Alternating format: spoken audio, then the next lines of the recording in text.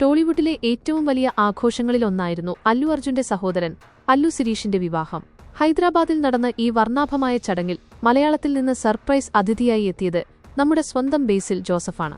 എന്നാൽ ഒരു സൗഹൃദ സന്ദർശനത്തിനപ്പുറം ബേസിലും അല്ലു അർജുനും ഒന്നിക്കുന്ന ഒരു ബിഗ് ബജറ്റ് ചിത്രത്തിന്റെ ചർച്ചകളിലാണോ ആരാധകർ? വെറുമൊരു വിവാഹ സൽക്കാരം എന്നതിലുപരി വലിയൊരു പ്രൊജക്ടിന്റെ സൂചനയാണോ ബേസിലിന്റെ ഈ സന്ദർശനം എന്നാണ് ആരാധകർ ചോദിക്കുന്നത്.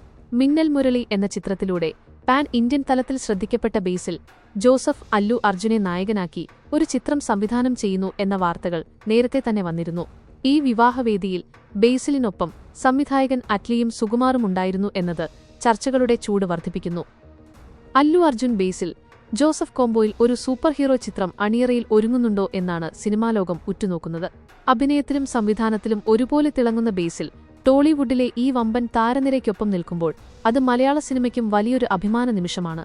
അല്ലു അർജുന്റെ വരാനിരിക്കുന്ന ചിത്രങ്ങളിൽ ബേസിൽ ഒരു സുപ്രധാന വേഷം ചെയ്യുന്നുണ്ടെന്നും റിപ്പോർട്ടുകൾ സൂചിപ്പിക്കുന്നു.